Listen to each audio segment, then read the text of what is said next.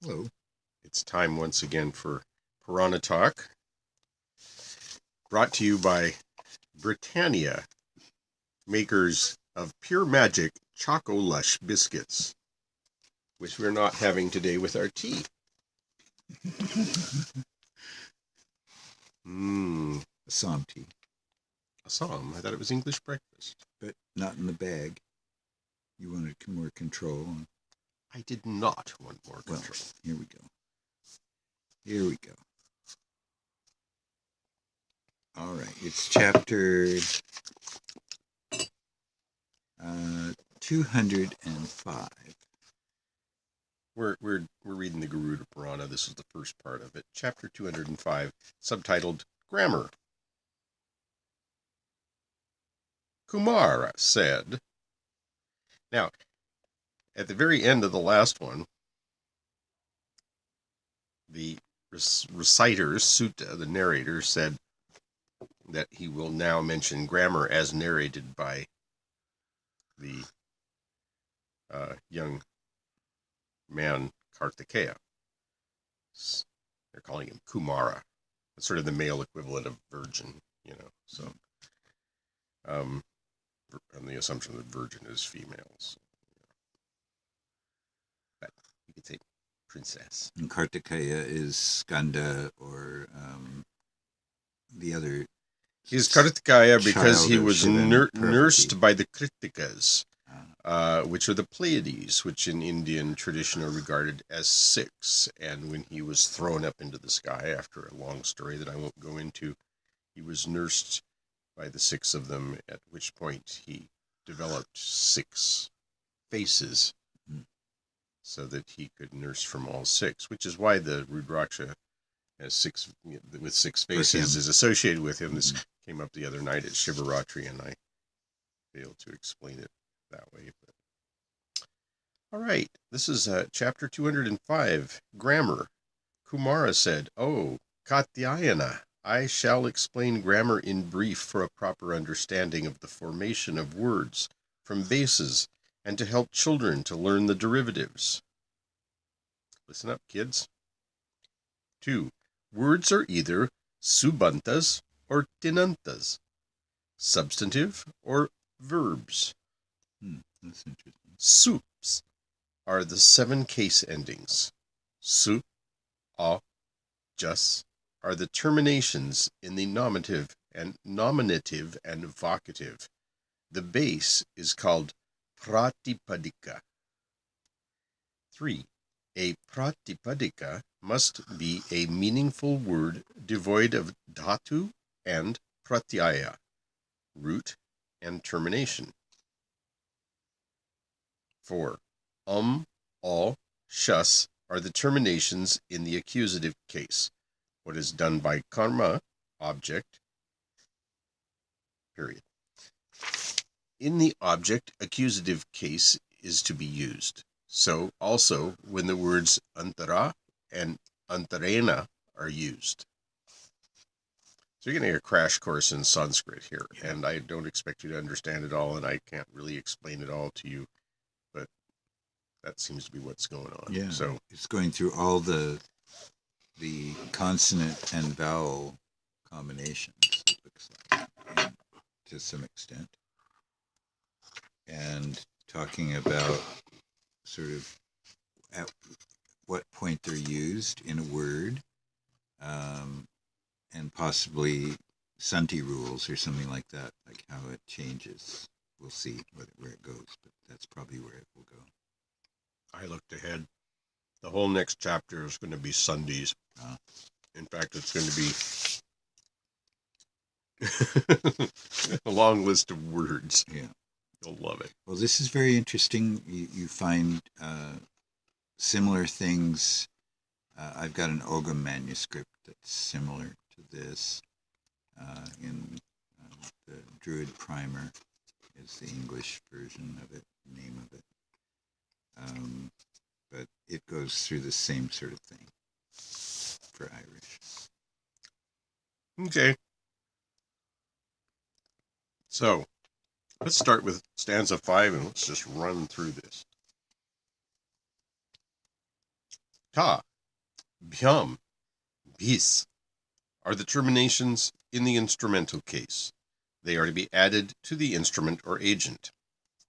That through which something is done is called karana. Karta is he who does it. 6. Ne, bhyam, bhyas are the terminations in the dative case. They just put bhyam ups in the bhyam's in all of these. All right. Ne, bhyam, bhyas are the terminations in the dative case. They are to be used to sampradana karaka. Sampradana is he to whom something is desired to be given, something is owed, or something is appealing. 7. Nasi, bhyam, bhyas are the terminations in the ablative case. They are to be used with apadana, karaka, that from which something moves away or is taken off or drawn. Something is feared is called apadana. So bhyam is no clue, is what it tells you, because it could be any of these three. And bhyas is in two of them there. Yeah. And so I don't know. This is, I mean, I've studied Sanskrit and this is not quite clicking yet for me. 8. Nas, os, are the terminations in the genitive case. They are to be added to the chief in the relationship of possession. Ni, os, sup are the terminations in the locative case. They are to be added to the adhikarana, the base. Adhara, support, is adhikarana. When verbs implying protection are used, ablative is used.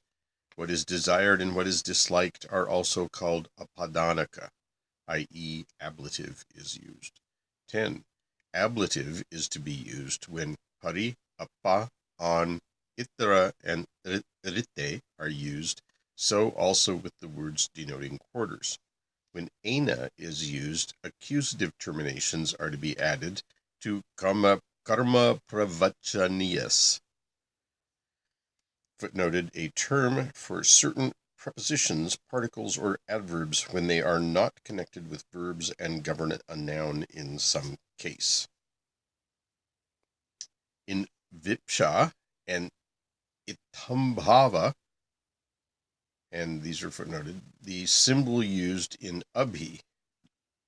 In severance, the symbols are prati and prati. Okay, good luck with this. 11, in vipsa, it's footnoted, repetition of words to imply continuous or successive action. I can see, I mean, that's used in Hindi.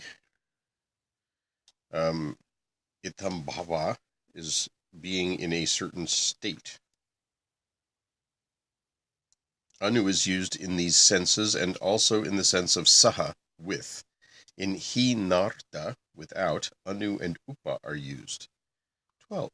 When going or attempting at it is implied, accusative or dative can be used. In the case of inanimate object of the root mun, when disrespect is implied, both the cases are used. 13. In combination with namaha, swasti, hail, swadha, swaha, vashat, alam, competent, and tadarthya, for that purpose, tumartat, in order to, dative case is used. You know, one example being like the Om Namah Shivaya formula in mantras. 14. Instrumental case is used with saha accompanied by, in an attribute and a defective limb. While denoting time and abstract notions, both locative and genitive are used. I'm just here to say the words. I don't necessarily understand what I'm saying. 15. Both of these are used in denoting ownership, lordship, chieftaincy, kinship, born of, and nirdharana, specificating one from many. It says, only genitive in hetu prayoga, for that reason. 16. In the objects of verbs implying memory, doing, exertions for, violence to, and in subjects of derivative verbs. 17. In the use of past participles, nishtha genitive is not used. There are two kinds of bases, substantives and roots. 18-19. Bhu, va, and other roots take tin terminations, I should say. La means lakara, i.e. tenses and moods, which are 10 in number. Tip, tas, anti are the terminations in the third person. Sip, tas, ta are the terminations in the second person. Mip, vas, mas are the terminations in the first person. These above terminations are in the parasmaipada, in the atmanepada. Te, ate, ante are the terminations in the third person, and se, ate, dve are the terminations in the second person. 20. E, vahe, mahe are the terminations in the first person. Even if the names are used, the terminations of the third person are appended. 21. In denoting you, second person, and in denoting I, first person is used. Bhu, etc. are the roots. Similarly, sanantas, etc. are also called roots. 22-23. When the present tense or past tense with the use of sma is to be implied, lut is to be used. In denoting the past, not of the same day, lun or lun can be used. In denoting benediction, injunction, permission, etc., lot is to be used. It can be used in advice, invitation, inquiring after health, prayer, and blessings. Lit is to be used for all past not observed personally by the speaker. Lut signifies futurity. In denoting conditional, lrin is used. Sometimes lot is used in the sense of lit. 25-26. Krit suffixes can be used in impersonal, passive, and active voices. They are trn, tavya, anya, shatra, etc. Now, we've got a great crash course in Sanskrit there in some ways. If you can figure out what the hell it means. Once you understand, like when we studied Sanskrit with Patty Hammerly, which was wonderful, you could see how you had to recognize the root word to even look a word up, because you have these prefixes and suffixes that come that tell you the rest. And so you have to identify what the root words are, because that's what you can find in the dictionary. So I think a lot of this is just what the rules are for when you append and depend, when you put things at the beginning or at the end of that root word.